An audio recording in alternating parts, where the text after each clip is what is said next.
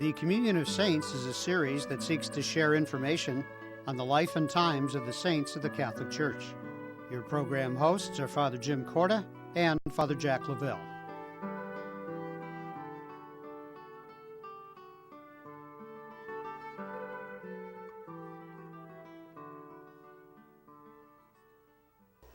Hello and welcome to this edition of Communion of Saints. I'm Father Jim Corda. And I'm Father Jack Lavelle. Today we're going to talk about a Spanish saint. His name is Turibius of Mogrovejo.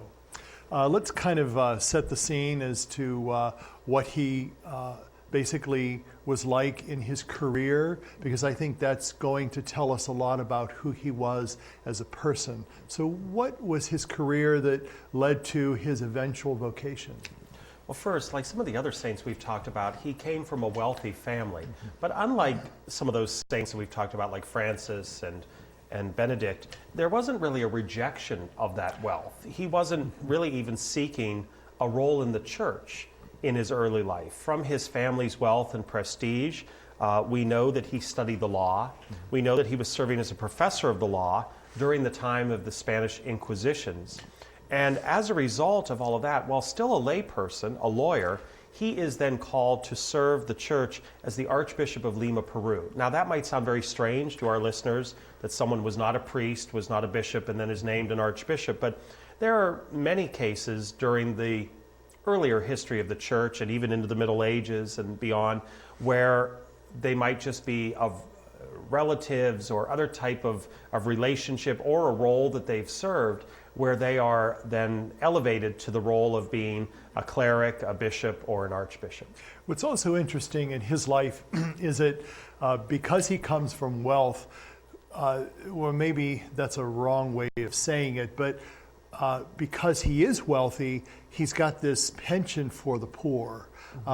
That's not necessarily to say that every wealthy person cares for the poor, but I think him, because of his spirituality and his sense of justice, especially working in the courts of law with the Inquisition, has this real sense of justice, and especially for the poor.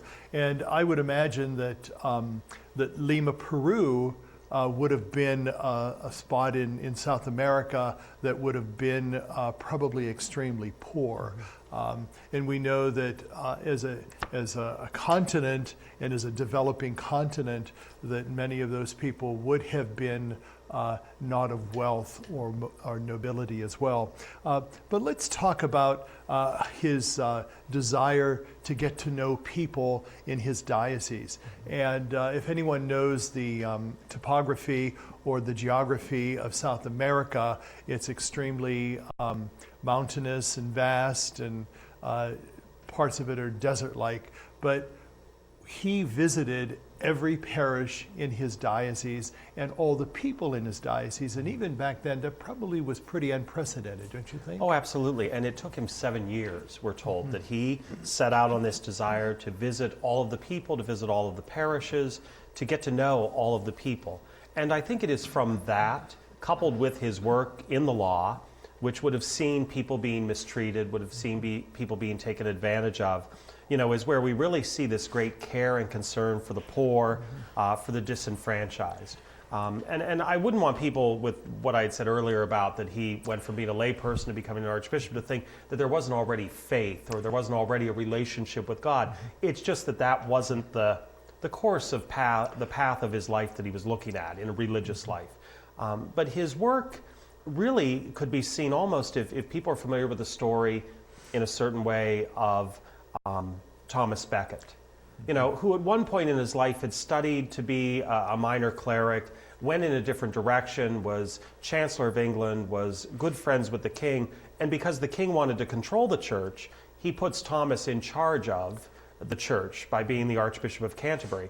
But in that role, Thomas then develops this great love and affection for the church, for the people it serves. It's very similar to Turibius, that in this newfound role, he desires to get to know his people, to serve his people. So first, that travel, that visit, and then, like most of us, when we do any type of journey, what do you do with that information?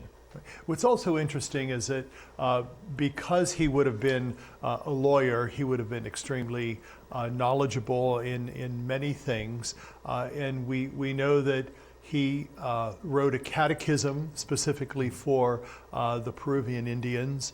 He also began hospitals in his diocese, and also the first seminary in what was considered the New World. And so certainly as he became the bishop in Lima, Peru, he continued to govern and to grow the church that would have started out probably as not extremely savant, to a church that would have been really open to all of the needs of the people.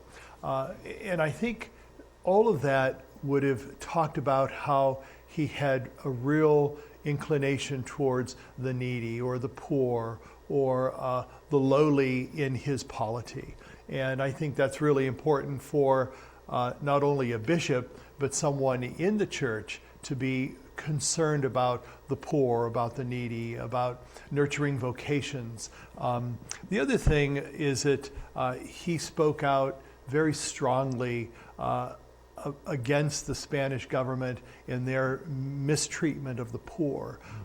So he really would have been a forerunner of someone that we're going to talk about in a later segment. So why is it important for someone in the church authority to really help the underdog? Well, I think certainly we are called in any type of leadership role to bear witness to the needs of others and to certainly speak out on their behalf. And so he would see his role as the Archbishop that he really is to think about those in need, to think about the people that he has visited, the people he's gotten to know, and to see how if he doesn't speak out, they're going to continue to be mistreated. You know, one of the things is charity and service to others is great, but there has to be a systematic change. You have to work to change the process, and at times the political climate, the economic climate, the educational climate that's keeping people in those cycles of poverty. No matter what the Archbishop would do, if the governmental aspects don't also change to desire to raise and lift their people up and make all equal, it's never going to change. It's always going to be a Band-Aid of here's some food, here's some medicine, here's some clothing. And then that constant cycle continues. So it really is the challenge and the work of those who've been called to a certain place of authority to continue to speak out for change. And I think we've seen that in the lives of many of the saints, that they were the ones that really stood up for the poor, for the underdog, for the lowly, and that perhaps might have been what made them a saint. You know, we're going to talk about another saint in a moment, but we're going to take a quick break, so stay with us. We'll be right back. I spent 34 years as a teacher. For the first 10 minutes of teaching, I was terrified, and then I fell in love with it. I am so grateful that teaching was my ministry. It was such a gift. Many sisters, brothers, and religious order priests served for little pay. One year, I had a classroom of 68 children. I was chaplain for the ice hockey team and loved it, even the 6:30 a.m. practices. Today, hundreds of religious communities lack retirement funds. I loved helping the kids stage musicals. Gifts to the Retirement Fund for Religious help provide for medications, nursing care, and more. Back then, we didn't earn much, but seeing a child learn was really priceless. Please give to those who have given a lifetime. Donate at your local parish. Thank you, and God bless you. We are in our 7th year at Cristo Rey Jesuit High School. One of the things that's unique about this school is that our kids work 5 days a month at offices in downtown Chicago to pay for their education. We got telephone calls the first day thanking us for sending us those kids to their companies. 95% of our kids are the first ones in their families to finish high school, and 87% of our graduates are in college right now. No one believed that it would be as successful as it is. Well, it's obviously caught on, and we're very, very excited about it. Welcome back to our show. Now we're going to talk about not particularly a saint, but a blessed. and his name is Oscar Romero. And I would imagine, Father Lavelle, that many of the folks that are with us remember the name of Oscar Romero, the fourth Archbishop of San Salvador. Let's tell the folks that are with us a little bit about his life. Well, as you said, certainly he would be someone that people at least know aspects of his story because he would be what we consider to be contemporary. As a matter of fact, later this August we'll be coming up on his 100th anniversary of his birth. He was born on the Feast of the Assumption, August 15th of 1917. And he died in March of 1980. We know that he was martyred. That's been officially declared by our current Holy Father. But that he was really someone who was championing a more civil society in how it treated everyone in his country. Yeah, it's interesting as we talk about Central and Latin America, we still have vivid stories about martyrdoms and assassinations and killings of religious men and women, especially the religious nuns. And so that is still going on in our world today. And so I think it's important as we lift up Blessed Oscar Romero that we keep in mind those in that country and also throughout Latin and Central America who have lost their lives because of their faith. In the early church, all of those who were martyrs, and most of them were martyrs, were automatically considered saints. But now in the church today, we not only have a readiness to do that, but there's a time, and we talked about that before, that the church kind of takes its time to declare and to define certain things. And we don't want to get into any politics about El Salvador at this time, but we do want to mention that Blessed Oscar Romero did speak out against injustice, against torture, against many of the things that were going on in his country, and how difficult it would have been for someone of his stature to stand up and to actually speak out. And then ultimately we know through his life that he was killed and he was martyred while he was celebrating Mass. And so many of the folks who might remember that would say what a blessing it was that this happened during the celebration of the Mass, and we would say also sometimes what a sacrilege it might have been. Absolutely. And again, not the political aspect, but because of much of what he was speaking out against was specifically in El Salvador being seen as going against the reigning government.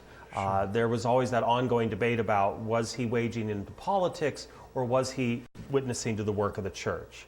And so even the idea that he is martyred during Mass, well, is that what made him a martyr, or was it the totality of his life's message? And I think for us as faith, we would say there is nothing political about that message of Jesus Christ, which is where you see suffering, where you see abuse, where you see people who are deprived the full dignity and reverence and respect of human life, and that relationship as a child of God, we need to speak out. Regardless of whether it's speaking out against the fact that there just isn't enough for people to eat, or that a government is purposefully inflicting this on their people. And I mean no disrespect, but it took the church almost 17 years to really declare him venerable and to put him on the path to sainthood. And so even within those tumultuous years of studying this, the church finally has declared and defined that this man is worthy of sainthood. And I'm sure that the people in that country who remember Blessed Oscar Romero would certainly have celebrated the fact that he was on the road to sainthood. We know that he was beatified by Pope Francis last May in 2015. And he was declared a martyr by him. But we also know that the United Nations has a special declaration for Oscar Romero. Can you share that with us? Well, in the year 2010, on the anniversary of Oscar Romero's death, which is March 24th, the United Nations set forth a day promoting the rights of those who are grossly neglected and deprived of the dignity and rights that they are called to as a human being. So to have the universal body that protects the rights of all regardless of where they are in the world. To have that day kind of dedicated in his honor was a great celebration of his life. And I think what's also very exciting is that you had mentioned that word contemporary. This is someone who many of the folks that are alive today would remember him. And I remember we spoke about another saint in one of our other segments, and I had a parishioner of mine who actually remembered and met the saint while she was a little girl. And so, you know, it's interesting that there are people that have those contacts or those personal recollections or recognitions of that. And isn't that important for us to make the saints come alive in our lives and also in our church? And I think that's part of what we try to do on this show, is to encourage the folks that are with us to learn more about the saints. You know, certainly as we talk about each of the saints, we only are allotted 8 minutes to really get in as much information as we can, and we encourage the folks that are with us with the wonders of the internet to go to their internet or Google and to put in the saint's name to learn more about them, because I think that is a way that we not only become more knowledgeable about them, but really keep their charism and their life alive. Wouldn't you agree? Oh, absolutely. I think it's very important for us to continue to study these lives, as we've said many times, how to kind of make them our own on our journey. And we're going to talk about another saint in a moment, but what we would encourage those who are with us to kind of keep an eye on when Blessed Oscar Romero will become and declared a saint. He is on the path. He is beatified now, and so as we call him blessed, we pray through his intercession for another miracle, that someone will be blessed, and Oscar Romero will become Saint Oscar Romero. Stay with us. We'll be right back. Whether it's passing on medicine, a blanket, or something as simple as a glass of water, that's how compassion works. And that's how Maryknoll works, hand to hand to hand. For nearly 100 years, Maryknoll's been passing on your help to the priests and brothers working in 26 countries around the world. Maryknoll, an American Catholic organization, dedicates 86 cents of every dollar donated to their programs, serving the world's poor and powerless. And that's how it works. Compassion flows from your hand to the hand of someone in need. Hand to hand to hand. That's Maryknoll. That's Maryknoll. That's Maryknoll. That's Maryknoll. That's Maryknoll. That's Maryknoll. That's Maryknoll. That's Maryknoll. That's Maryknoll. That's Maryknoll. Well, I've been volunteering for 18, almost 20 years for volunteer chore service for Catholic community services. What I do is help the elderly in their homes so that they can stay in their homes. I do work from shopping to housework to yard work. Most of the people I see don't really have a lot of family, so then I become almost like their family. I think a lot of times the elderly in our society are forgotten, and that's unfortunate because they're a real important part of our community because they have so much wisdom to share. Doing this type of work is very rewarding. You can't put it into words because I learn so much from these people, and you learn stuff about yourself too. You learn to see God in a variety of people, in a variety of settings. The other day she told me that every night when she goes to bed, she thinks about her little angel, when her little angel's going to come and check on her the next day. And that's me, yeah. By the time we can walk, each of us yearns for the joy that comes from being able to do for ourselves. Church World Service believes that being self-reliant is a joy everyone should share. So around the block or around the world, share the joy. Church World Service. I don't think like you. I don't laugh at the same jokes as you. I don't speak like you. I don't eat the food you do. I don't celebrate the same holidays as you. But I will help save your life.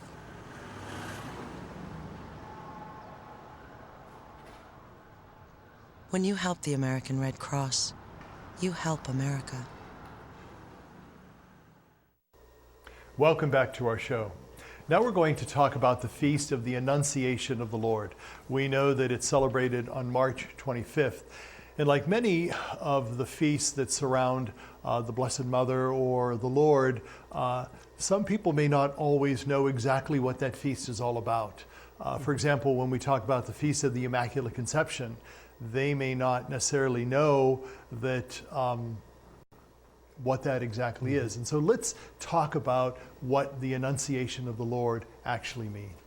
Well, first, for any of our feasts, whether they're Marian feasts or feasts of saints, all of them are always in connection with Jesus. So I think that is important. No feast alone, even if it's Our Lady of Lourdes or Our Lady of Fatima, the message from Mary in those visions is always drawing not only those who've witnessed those visitations, but the greater faithful closer to the heart of her Son. So whenever we see these feasts that involve Mary, they're never Marian feasts alone. And certainly the Annunciation, with its fuller title, the Annunciation of the Lord, and we've kind of seen the Church add that of the Lord to a variety of feasts, so that people will understand that's the focus. Because we might think the two main characters in this are the Blessed Virgin Mary and Gabriel, the angel, the messenger of God. But really, at the center of the whole story is Jesus Christ. Not only is Jesus at the center of the story, but as we look at the biblical account of the Annunciation, we see what Scripture scholars would call a diptych. So there's a second story. There are two stories side by side, and we know that the other story is about John the Baptist, the cousin of the Lord is what we familiarly call him. And so with this annunciation of the birth of Mary, there's also the subsequent visitation, which at some point we will talk about in our segment, and then also the life of John the Baptist, and then his parents, Zechariah and Elizabeth. So let's go back to the angel Gabriel. We know that he is God's messenger.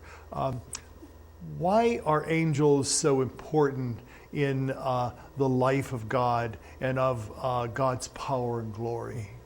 Well, the important aspect, first and foremost, of angels is for people to realize that they are created as angels. They remain angels. They stay angels. They'll always be angels. Too often you'll hear people think that, if a young child were tragically to die, we'll comfort others by saying, well, now they're an angel in heaven. And in a way that might bring comfort, but it really deprives the child of their full dignity as a human being.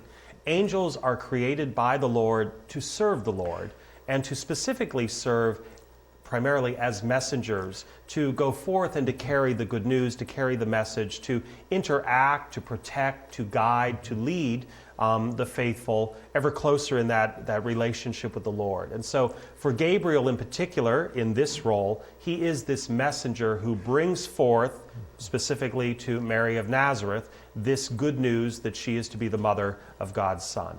What's interesting when we talk about the Annunciation is that there's certain miracles that are part of all this. And I remember a theologian once saying that the greatest miracle of all was not that a virgin conceived or that God became flesh. The greatest miracle is that Mary said yes to God. So there's that whole sense that was the miracle of the Annunciation of the Lord. That this lowly virgin who was profoundly blessed by God, chosen among all women, said yes to God. In all of those biblical accounts that we hear, we know that Mary was always one who was considered a disciple, the first disciple, the unwavering disciple, the one who really understood what Jesus' role ultimately would be about. And so that whole miracle of saying yes to God is something that we can learn from as well. How often in our own lives are we given different challenges or tasks, and it's an opportunity as free will that we have to say yes to God or not.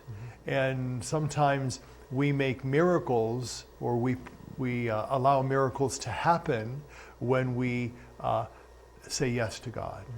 Well, and not only the saying yes, which in itself is incredible, but in addition to the saying yes, believing that what Gabriel is telling her can happen. And when we talk about the dual stories of how Jesus comes into being and how John the Baptizer comes into being, some people might not think that there's a little bit of a distinction, but there is. So for Mary, she's told that she is going to be the mother of God's Son. She knows, even at 13, I mean, she's not a dumb girl, she knows how this normally transpires, and she knows that she is not engaged in any type of activity that would bring about the conception of a child.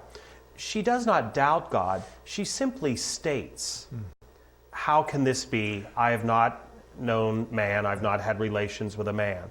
And then the angel tells her, it will be because God wants it to be. It is God's will.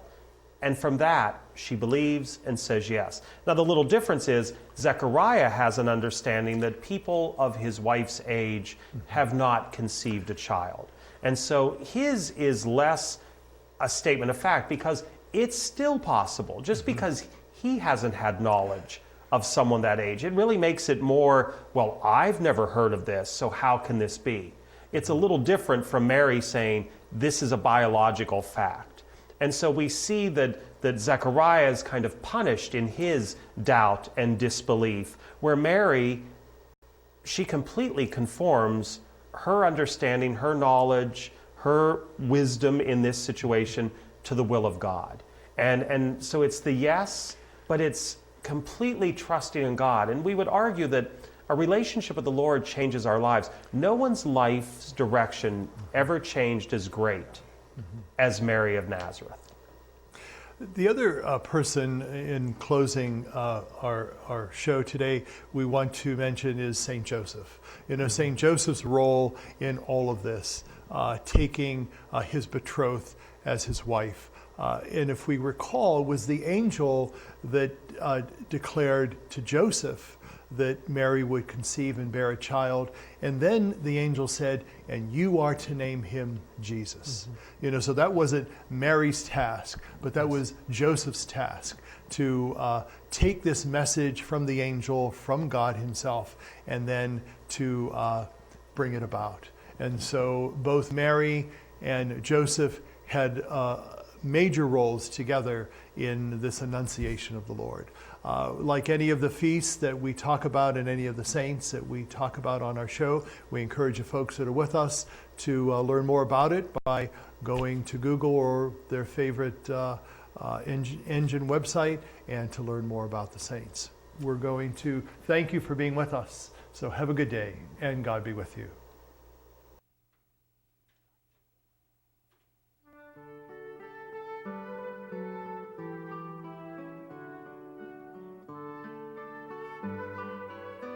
The Communion of Saints was a production of CTNY, the Catholic Television Network of Youngstown.